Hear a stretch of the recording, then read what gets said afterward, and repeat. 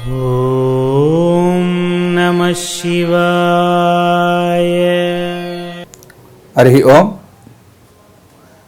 కాకులకి ఆహారం పెట్టచ్చా పెట్టకూడదా? మరి చిన్నపిల్లలతో కూడా ఆహారాన్ని పెట్టిస్తూ ఉంటాం కాకులకి. వాళ్ళు పెట్టచ్చా పెట్టకూడదా?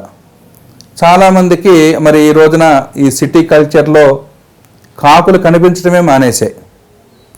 దాన్ని వాయిసము అంటారు సంస్కృతంలో.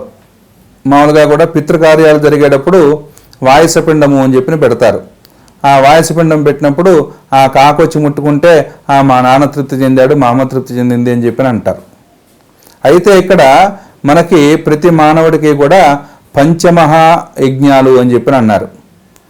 ప్రతి ఒక్క మానవుడు కూడా దేవత రుణంతోనూ, ఋషి రుణంతోనూ, పితృ రుణంతోనూ, అట్లాగే మనుష్య రుణంతోనూ, భూత రుణంతోనూ, ఇట్లా 5 రకాలైన రుణాలతో ఆ మనిషి యొక్క జీవనం ముడిపడి ఉంటుంది.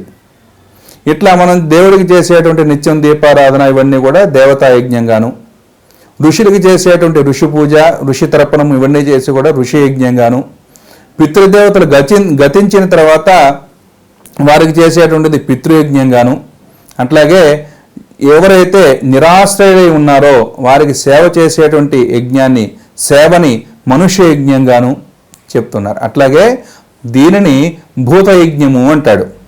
అంటే మనకి ఈ మానవుడి యొక్క జన్మకి ముందుగా 84,000 కోట్ల జీవరాశులు ఉన్నాయటండి.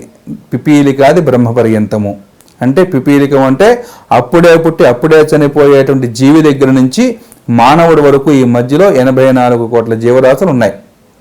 మరి వీటిలో ప్రతి ఒక్క జీవిలోనూ ప్రాణము అనేటువంటి పదార్థం ఉంటుంది కదా. ఆ ప్రాణం అనేటువంటి పదార్థమే పరమాత్మ. అంటే ప్రతి ఒక్క జీవిలోనూ కూడా మనం ఏదైతే మన ఇష్టదైవాన్ని, మన యొక్క ఆరాధ్య దైవాన్ని చూసుకుంటూ ఆ దైవానికి, ఆ ప్రాణం ఉన్నటువంటి జీవికి ఈ యొక్క ఆహారాన్ని పెట్టడం మూలంగా మనకి కలిగేటువంటి పూర్వజన్మలో కలిగేటువంటి ప్రారబ్ధము అనేటువంటి పదార్థం ఏదైతే ఉందో, ప్రారబ్ధము అంటే పాపము యొక్క మూట.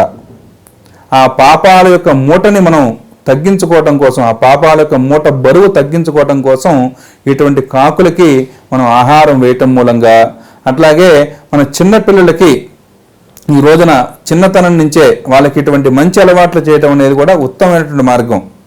వాళ్ళు ఆడుకుంటూ చిన్నప్పుడు రాళ్ళేసి కొడుతూ ఉంటారు వాళ్ళ ఆటల్లో. ఆయన అటువంటి జీవహింస చేయకూడదు, మనం ఆ కాకులకి ఆహారం పెడితే, ఆ పక్షులకు ఆహారం పెడితే అవి కూడా జీవిస్తాయి. అంటే ఈ భూభాగంలో, భూమి మీద మానవుడికి ఒక్కడికైనా అండి జీవించే అర్హత కాదు. ఆహారం తీసుకునేటువంటి ప్రతి జీవికి జీవించే అర్హత ఉన్నది. అటువంటి భూతయజ్ఞం అంటాం దీన్ని. ఈ భూతయజ్ఞం అంటే మనని ఆశ్రయించి ఉన్నటువంటి ఏవైతే జీవులు ఉన్నాయో ఆ జీవులకి ఆహారాన్ని సమర్పించడం కూడా భూతయజ్ఞంగా ఉంటుంది.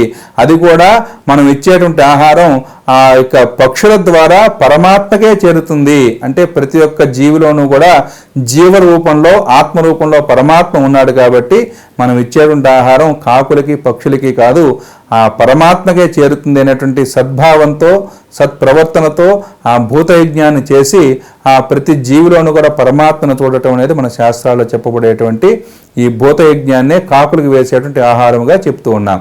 హరి ఓం తత్సత్.